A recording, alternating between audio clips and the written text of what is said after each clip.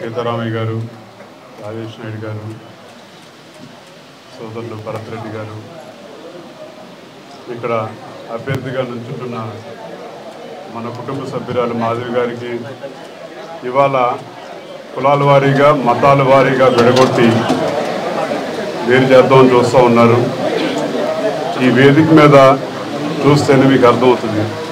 అందరం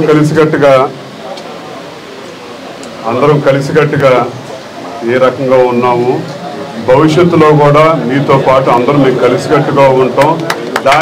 దానికోసం మనందరం కృషి చేసి మన మాధవి గారిని గెలిపించుకోవాల్సిన అవసరం ఉంది. తెలుగుదేశం పార్టీ అభ్యర్థి నుంచోబెట్టింది కదా అని చెప్పని సంబంధం లేదు అని చెప్పని కాదు. బీజేపీ పార్టీ జన సైనికులు అందరూ ప్రతి ఒక్కరు కృషి చేస్తేనే ఈ ప్రాంతాన్ని మనం కాపాడుకోగలుగుతాం. స్థానికురాలు మనతో పాటు ఎల్లప్పుడూ ఉండబోయే నాయకురాలు మాధవి గారు మనందరం గెలుపు బాధ్యత తీసుకున్నామని చెప్పని కూడా కోరుకుంటూ 59 నెలల నుంచి పాపం జగన్ రెడ్డి గారు బటన్ నొక్కి అలిచిపోయారు. 60వ నెల మనం బటన్ నొక్కుతాం. ప్రజలు బటన్ నొక్కితే ఎలాంటి తీర్పు వస్తుందో ఆయనకి చూపిద్దామని చెప్పిన కూడా మిమ్మల్ని ఎందుకు కోరుకుంటూ ఇవాళ అందరూ కలిసికట్టుగా ఇవాళ ముఖ్య అతిథి కాదు, ఇక్కడ అందరం కలిసికట్టుగా మన అభ్యర్థి గెలిపించుకోవడం కోసం అందరం ఇంకా 3 రోజుల పాటు శ్రమించాలి ఎన్నికల ప్రచారంలో. అలాగే 13వ తారీఖున ప్రతి ఒక్క ఓటు విలువైంది.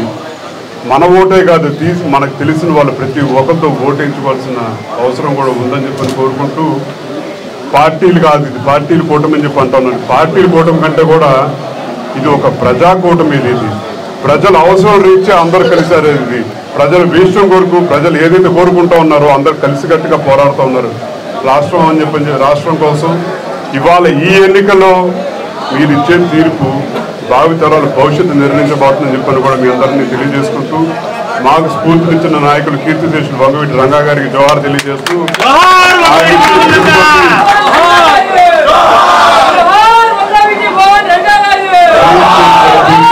గెలుపని పిలుపుతోటి సమయం తక్కువ మనకి అది ఇక్కడికి మీరందరూ పిలిచారు, ఆహ్వానించారు, అభిమానం చూపిస్తున్నారు.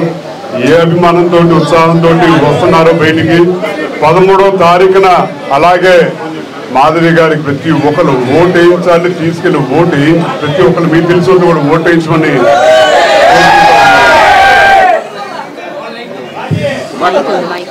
మిమ్మల్ని అందరినీ కోరుకుంటూ ఇంకా ముందుకెళ్లాల్సిన అవసరం ఉంది.